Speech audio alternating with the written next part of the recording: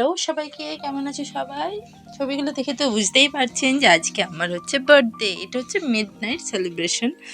এই কেকটা বানিয়েছিল আমার ছেলে, তার আগের দিন রাত্রেবেলা বানিয়ে রেখেছিল সারপ্রাইজ দেওয়ার জন্য। আর আমি খুবই হ্যাপি যে আমার ছেলে আমার জন্য কেক বানিয়েছে। আর রাত 12টার পর অ্যাজ ইউজুয়াল যেমন কি সারপ্রাইজ গিফট দেয় সেরকম দিয়েছে, চকলেটস আর গিফটস। কেমন হয়েছে তোমরা জানাবে কমেন্টে। আর তারপর আমাদের আজকে বেরোনোর একটু প্ল্যান ছিল, তাই বাচ্চাদিকে অরেঞ্জ জুস খাইয়ে দিয়েছিলাম। তারপর আমরা বেরিয়ে পড়লাম পুরুলিয়ার দিকে। যেহেতু এখন পুরুলিয়াতেই থাকে অদ্রিজা ওর মা বাবার সঙ্গে, তাই ওকে ওখান থেকে নিয়ে আমরা গিয়েছিলাম একটু ঘুরতে মিউজিয়ামে।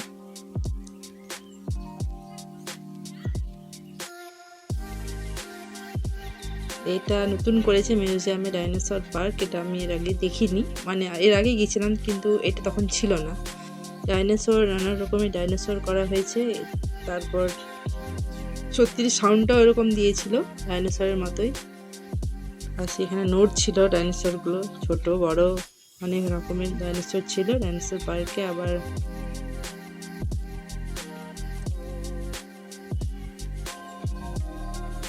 এই ছোট্ট ডাইনোসরের বেবি ঈশান বলছে, এই দেখো ডাইনোসরের বেবিও রয়েছে এখানে। তারপর ঈশান অদ্রিজের তো খেলা করছিল, আমরা ভীষণ হ্যাপি তিনজনেই।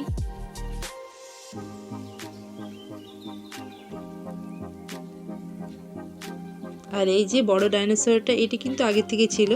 আমরা ছোটবেলায় আসতাম মিউজিয়ামে, তখন থেকেই দেখছি ওই বড় ডাইনোসরটাকে।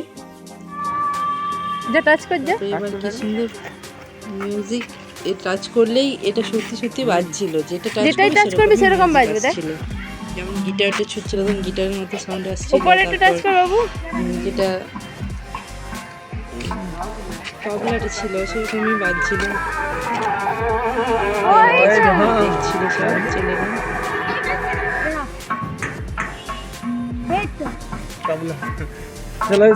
এটা গিটার, এটা গিটার।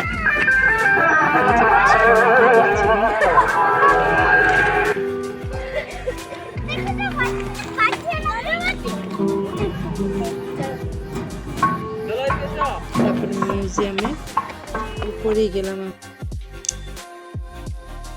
তারপর মিউজিয়ামের ভেতরে গেলাম আমরা।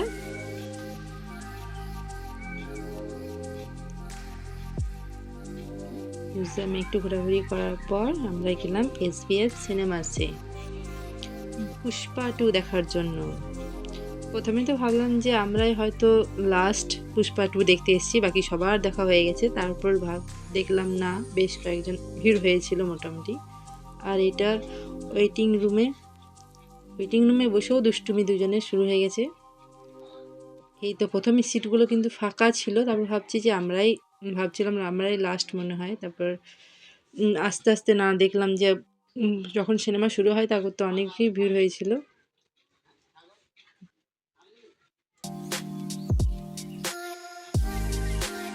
কেমন লাগলো এই মিনি ব্লগটা? তোমরা যদি ভালো লাগে তো লাইক করে দিও। টাটা।